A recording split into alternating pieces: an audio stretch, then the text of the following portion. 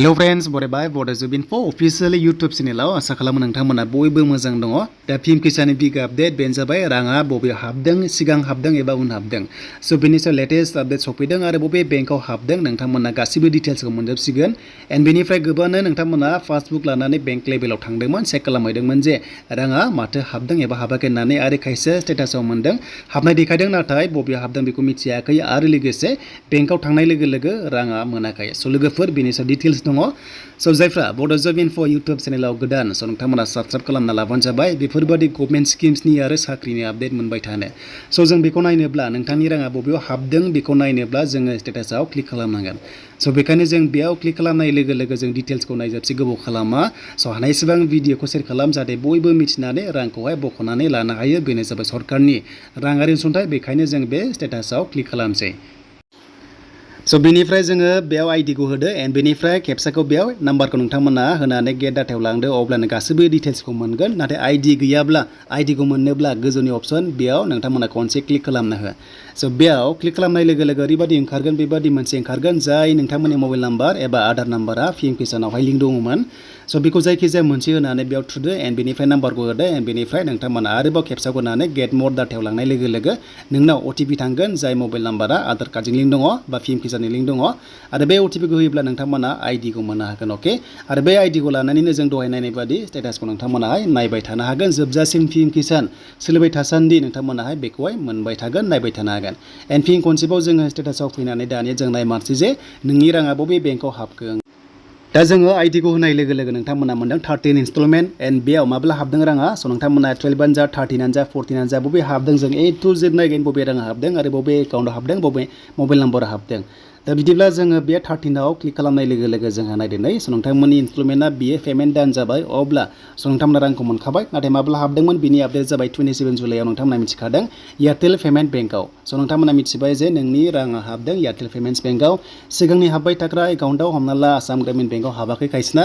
स' जायफ्रानोखि गोदान एकाउन्ट खुलिदोंमोन अब्ला स' नोंथांमोना एयारटेल पेमेन्ट बेंकआव हाबदों नोंथांमोना नै देन बे इनस्टलमेन्टआव थुनाय लोगो लोगो जायखिजाया जों 14खौ थुयोब्ला स' नोंथांमोना नायदो नै 14आ हाबदोंना हाबाखै। अके, अब्ला एफटिए प्रसेसआ बेयाव नट दङ डेट मिन्स राङा हाबाखै अब्ला स' नोंथांमोनाहाय बेखौ मिथिबाय। एन्ड नाम्बार 12आव थुनाय लोगो लोगो फिन खनसेबाव स' नोंथांमोना मोनदों जे नोंथांमोननि राङा आरोबाव हाबबावदों बेनो जाबाय 27 जुलाइना हाबदों, खननै हाबदों, 12 एन्ड 13आ हाबदों। अके, एन्ड बेयाव दङ बेनो जाबाय नोंथांमोननि 27 जुलाइआव खायसेना हाबदों नाथाय बाथ्रा जाबाय खायसे हाबाखै। एन्ड बेनिफ्राय आसाम ग्रामिन बिकास बेंकआव हाबोमोन सिगां बिनिया एन्ड बेनिफ्राय नोंथांमोना दायो नुबाय एयारटेल पेमेन्ट्स बेंकआव हाबदों मानोना स' नोंथांमोनखौहाय गोदानै एकाउन्ट खुलिहोदोंमोन बेयावसो नोंथांमोननि राङा हाबदों। स' बेखायनो बेखौ क्लियार खालामबाय नोंथांमोनाहाय गोनो गोथो दाजासै फुरानायाव नोंथांमोना बेंकआव थांनो नागिरनाङा। एग्जाम्पल जों 1 एबा 2खौ जों नायनाय लोगो लोगो बबेयाव हाबोमोन राङा आसाम ग्रामिन बिकास बेंकआव हाबदोंमोन नै फार्स्ट इनस्टलमेन्टआ दा जोंहा गेजेर समावहाय जोंहा आपडेट खालामनाय फैनानै गुबुन बेंकआव हाबनाय जादों। स' बेखायनो नोंथांमोना दायो क्लियार खालामबाय डिटेल्सखौ मोनबाय। आरो जों गुबुन सासेनिखौ नायबावगोन पस्ट अफिसाव रां हाबनायखौ आरो माब्ला हाबदों पस्ट अफिसना बिनि सायावबो आपडेट दङ।